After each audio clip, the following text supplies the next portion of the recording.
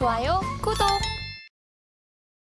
오늘의 마지막 주제입니다. 자, 네. 일본으로 한번 넘어가겠습니다. 일본입니다. 네.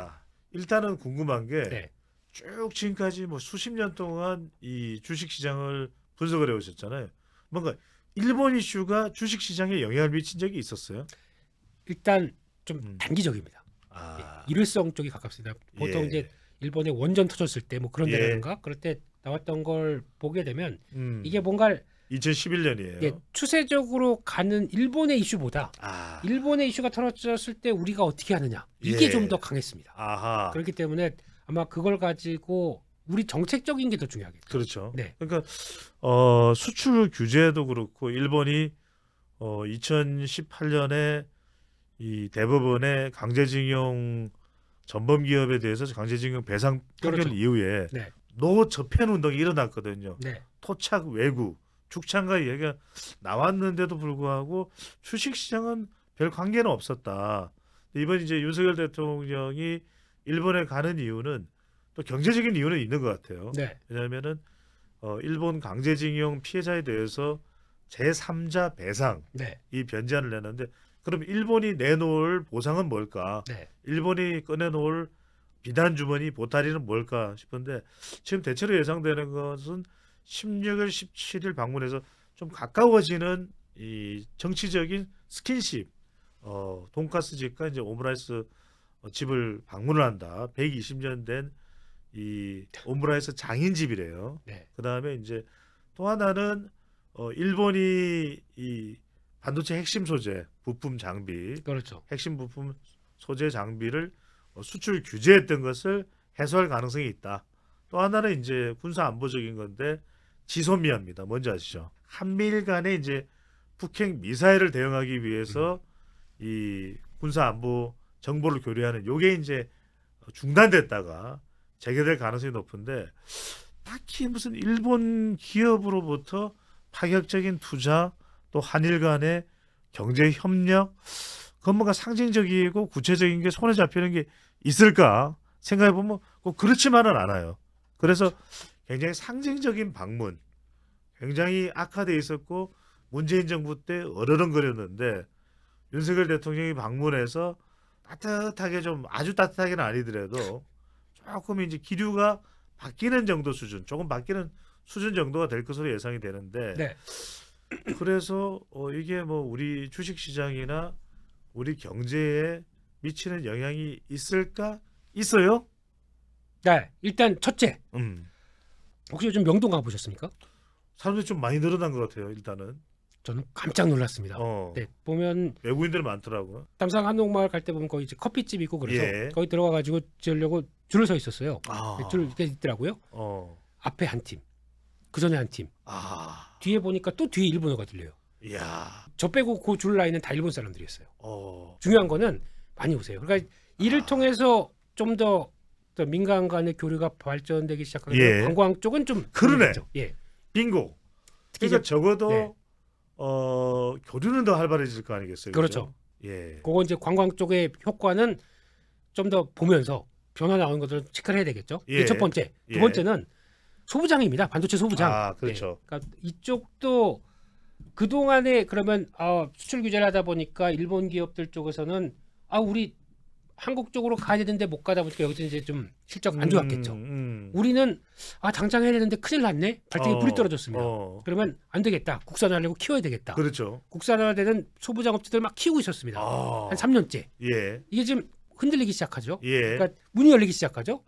그러면 일본 소재 업체들이 다시 와 열렸다 오자 라고 하면서 목소리를 내는 게 그들의 언론이에요. 이번에도 보니까 이 이제 분위기가 약간 좀 해빙 모드로 가다 보니까 일본 언론들이 더 난리였었죠. 뭐 하고 있냐 한국 지소미아 다시 들어오고 그래서 우리 이쪽 다시 가게 해줘라 라고 하는 오히려 일본이 좀 오만방자한 모습이죠. 이게 결국에는 그러면 우리는 아직 전혀 변화가 없어요. 그렇다고 해서 저희가 그러면 일본 업체들이 들어온 예전처럼 다시 수출 가동된다 그러면 아이고 잘 됐다 그래서 일본 거 그냥 쓸까요? 써도 그냥 그래 예전에 쓰던 거 있으니까 다시 쓰되 예전 수준의 절반 이하로 쓸 것 같습니다.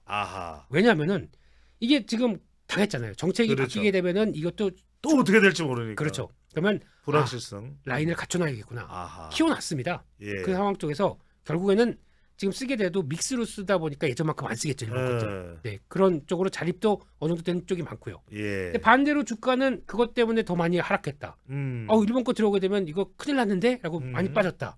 이건 오히려 저는 기회라고 생각합니다. 네, 그렇기 때문에 국산화는 해야 될 길이고 거기서 만들어서 거의 뭐 8분능선 다 들어와 있고 예. 거기다가 일본 거 들어온다고 이게 안 써. 이건 아니고 그러면 이쪽 입장 쪽에서는 신규 라인은 계속 들어오는 거고 일본 거 들어와도 그냥 라인 살려놓는 정도. 예. 이렇게 되면은 소부장 쪽은 여전히 봐야 됩니다. 조금 좁혀볼까요? 그럼 여하튼 간에 그동안 적어도 걸림돌이었던 뭐 정치 역사적으로야 해소가 안 되겠지만 완전히는 네. 그래도 산업적으로 경제적으로는 어르렁거리던 것이 좀 해소가 된다. 일단 네. 먼저 여행과 관련해서는 특히 일본 여행 쪽으로 더 특화될 수 있는 그래서 반사이익을 얻어갈 수 있는 주로 저가항공사가 될 가능성이 높은데 그렇죠. 또 어디라고 봐야 될까? 여행사가 될 수도 있고. 일단 항공 쪽으로 보게 되면 네. 그나마 추세 살아있고 어느 정도 턴어라운드가 빠르다라고 하게 되면 개인적으로는 티웨이 항공이 티웨이다. 제일 낫지 않나. 근데 지금 가격도 정고점 돌파하다가 못 갔습니다. 예. 이 정도 부분 쪽에서는 거의 마무리가 되지 않나. 그렇죠. 한쪽으로 봐야 될 부분인 것 같고요. 일본 쪽 노선도 뭐 홋카이도, 코코세, 후쿠오카는 다 노선이 있죠. 티웨이도요. 다 있죠. 예. 네. 그리고 거기다가 지금 현재 대한항공하고 아시아나항공하고 기업 결합 심사를 하는데 그렇죠.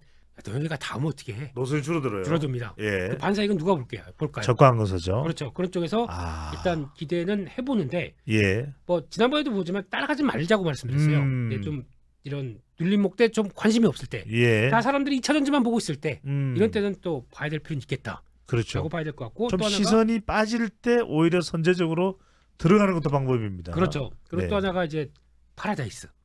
한때는 중국까지 열리면 어떡하냐? 이거 진짜 신난다.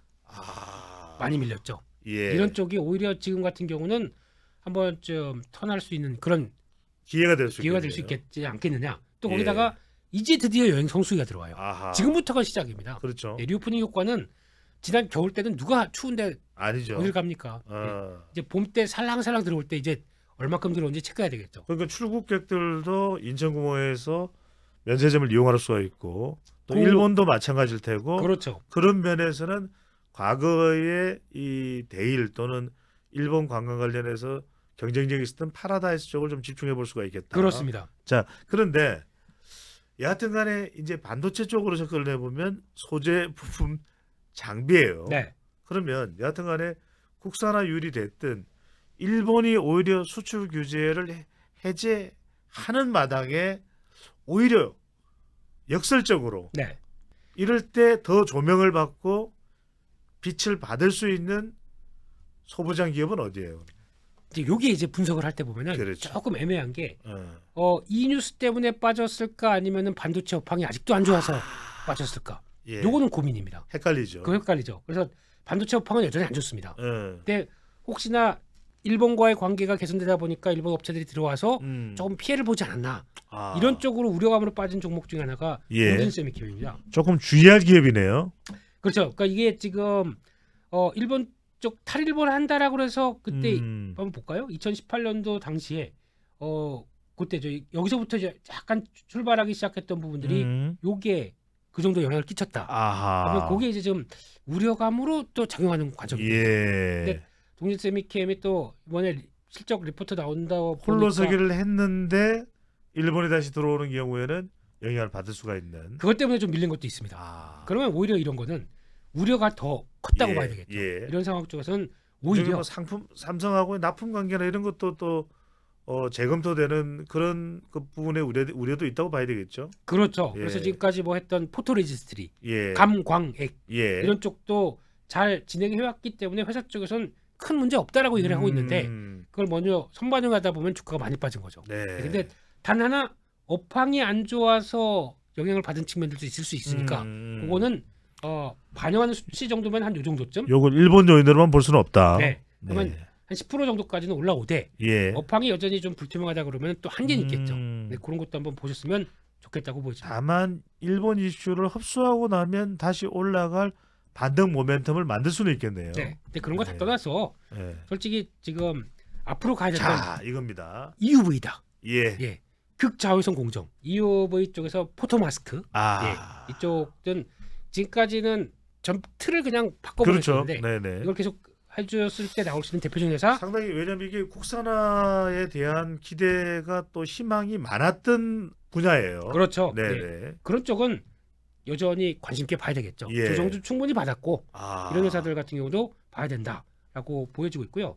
또나 그래도 또 EUV 쪽에서 강점을 갖고 있는 하크 시스템, ASF라고 합니다. 원자연미경 이쪽에서 출발해서 EUV 장비 쪽으로 넘어간 회사. 이런 것도 관심 있게 볼 필요가 있지 않나. 주당 가격은 상당히 높은 편이네요. 잘 나가니까 높게 기술력이 있으니까 높겠죠. 그래서 여전 한 1, 2년 뒤 가게 되면 지금보다 한 2배 영업이익 나옵니다. 이런 회사는 저는 여러분들 이걸 잘 보실 필요가 있습니다. 자, 개인 투자자들 분들께서는 사실 이렇게 이 차트 프로그램에 이제 들어가더라도 여러분들이 뭐 이용하는 증권사별로 이용을 하시더라도 지금 김 대표님 이용하시는 이런 영업이익과 매출액의 상관관계 이건 잘 안 보시거든요. 그런데 우리가 추세를 보고 나면 지난해의 영업이익보다는 내년입니다. 2배 정도 되네요. 그렇죠. 그러니까 지금 작년 기준으로 봤을 때 점점 이렇게 2배씩 커진다. 이런 건 눈길이 가야죠. 그리고 거기다가 매출이 2천억인데 영업이익이 600억입니다. 돈을 수익성이 얼마 이게 보면은 저희가 보통 얘기하는 ROE라고 그러죠. 자본 배치 능력들이 30% 중요하죠. 30%.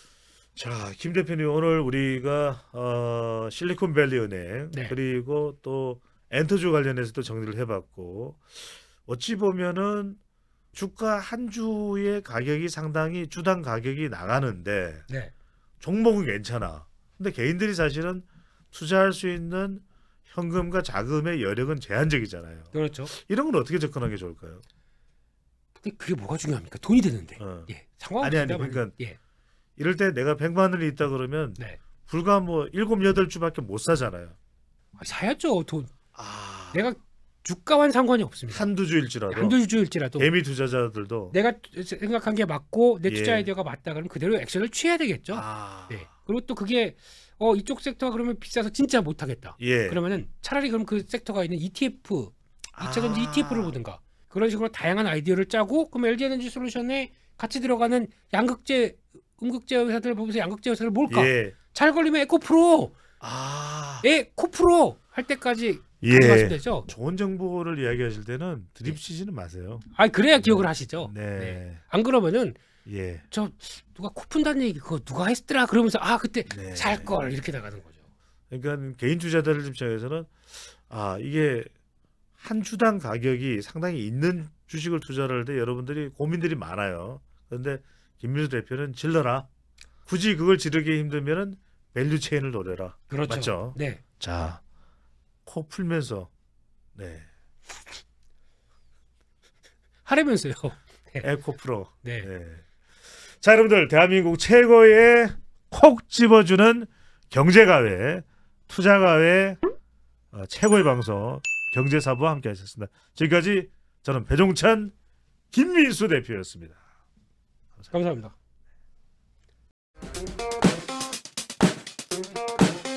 좋아요, 구독.